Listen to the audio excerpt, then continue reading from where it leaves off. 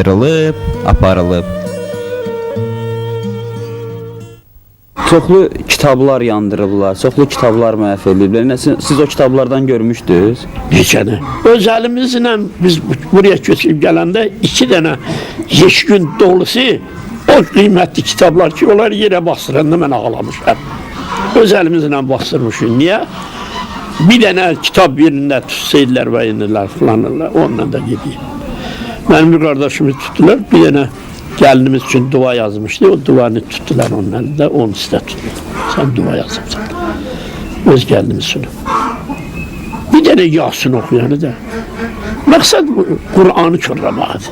O öz qurğusun qurmaqdan ötürü ağlı kəsənləri, hacını, seyidi, filanı, bunları tutdu ki, qoy, bunlar dillənməsin. Komsomolu çəkdi qabarığa, bir də proletara. Əgər o hacilər, filanlar, o mollalar tutulmasaydı, o qalxozda qura bilərdi, hükümet. Ona görə bunları məhv eləsin, qalsın sağır quzu kimi, cəmat hanən sürüyərəm ona da. Amma başçılar olsaydı, hər kəsin öz cəmatı başında. Tarixçi Əl-Bələzuri yazırdı. Əli ibn Əbu Talib Ələşşas ibn Qeysi Azərbaycanın hakimi təyin etdi. Ələşşas bura yerləşəndə gördü ki, yerli əhalinin çoxu İslamı qəbul etmiş və Quran oxuyurlar.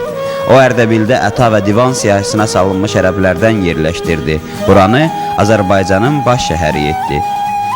Əməvilərin, Abbasilərin hakimiyyəti dövründə Əli tərəfdarları təqib olunmağa başladılar. Peyğəmbər nəslinin birbaşa davamçıları olanlar Əməvilərin, Abbasilərindən qorxulu düşmənləri sayılırdılar. İslamın ilk dövründə gələn ərəblərdən sonra Azərbaycan ərazisinin qutsal məkanlarında Peyğəmbər nəslinin davamçıları, hakimiyyətdən gizlənən insanlar yurd qurdular. Ruhaniliyin zirvəsi sayılan, insanın ömür sınağının, mənəviyyat qanunları daxilində batin zənginliyini yaşadan bu insanlar ilahi möcüzə kimi qəbul olunmağa başlandı. Seyid, Mir, Ağa, Şeyx, Həzrət kimi bu insanlar İslamın əsas dayaqlarından biri oldular. Seyiddə 2 cürdür adam. Bir var Peyğəmbərdən əmələ gələn, bir var Peyğəmbərin əmlərindən əmələ gələn. Onlara da Bəni Abbasi seyidlər deyirlər. O Bəni Abbasi seyidləri Peyğəmbərdən sonra Bəni Ümeyyə ilə onların müharibəsi keçib, Bəni Ümeyyə bu Yəzidin babaları tərəfi. Bir dənə Şam qalıb Bəni Ümeyyənin əlində, qalanın Bəni Abbasilər keçidib seyidlər əllərinə. Onlar seyiddir, ancaq Peyğəmbərdən deyil. Peyğəmbərin əmisi Abbasdan əmələ gəlir. Ona deyirlər Bəni Abbasi. Onlar 510 il xəlifəlik eləyiblər. 41 nəfər onlardan xəlifə olub. Batil xəlifə. Zülmükar xəlifə seyidlərdən.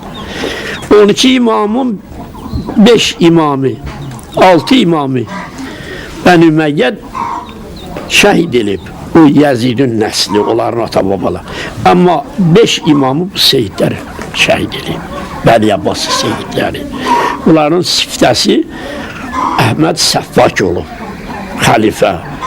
Ondan sonra Möhtəsim Billah, Möhtəsim Ələllah, Mütəvəkkil, Harunlar Rəşid, Məmunlar Rəşid. 5 imamı da bunlar şəhid edib. Seyiddirlər. Ancaq Peyğəmbər övladı deyirlər. Seyidlər 2 cürdür. Əsli, bu seyidin haqqı var ki, Qur'anda xumsdir, onlara xums çatmaz. Onlara seyiddir. Seyidin əsli Peyğəmbərdən deyil. Peyğəmbərin babası Haşimdən başlanıb. Haşimin oğlu Əbdülmüttəlib, Əbdülmüttəlibin oğlanları 12 oğlu. Biri Peyğəmbərin atası, biri Əlinin atası Əbu Talib. Bunlar Peyğəmbər seyid. Onun da nəsli irsi qalıb qızı Fatimiyə. Qızı Fatimiyə. Onu da Əli alıb. Əli də seyiddir axı. Bunun Nur əla Nur 2 seyidin əmələ gəlməsindən İmam Həsən, İmam Hüseyin olub. Əsl seyid bunlardandır. Xums da bunlara çatar. 12 imam da bu nəsildəndir.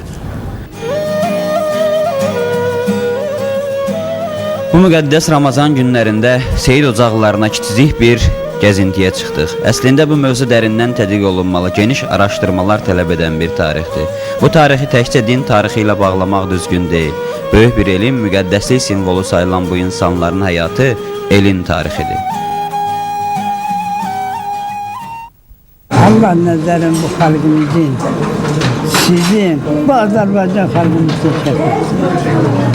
Bu Azərbaycan xalqının Allah rızasını versin, biri-birindən mehriban eləsin. Allah bu Azərbaycan xalqına dəyməsin, rızasını versin. Allah Teala Azərbaycanı sındırmasın, bayrağın həmişə uc eləsin. Allah bu cavanlarımıza da dəyməsin, cavanlarımıza sağ eləsin. Bizim hörmətimiz cavanlardır, Allah onlara dəyməsin.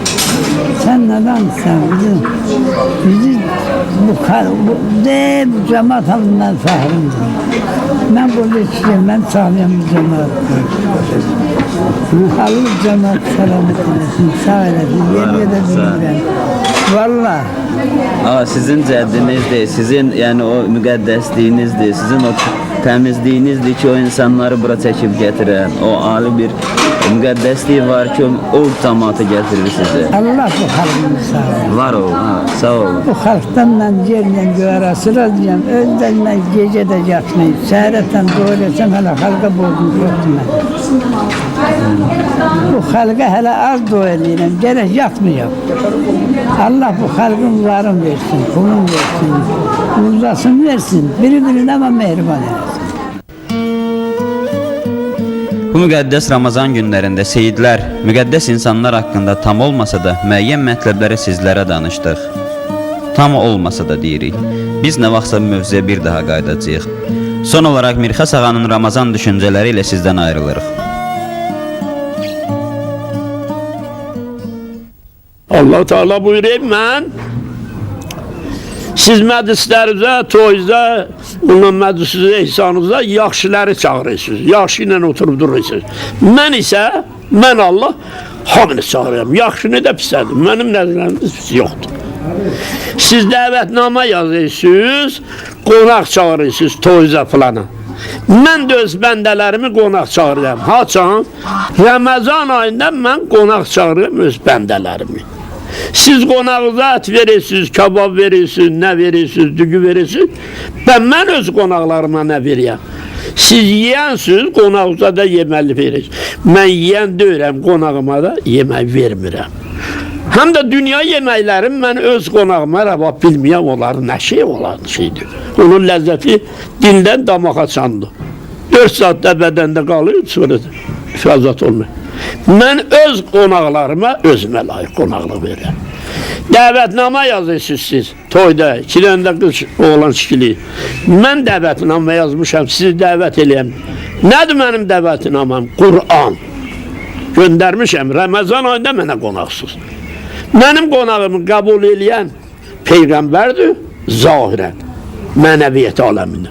Qonaqlarımı da yola salan Həzrəti Əlidir. Qonaq da sənsən mənəm. Gəlin gedək Allahın qonaqlığına. Allah da bizə boş qaytarmaz.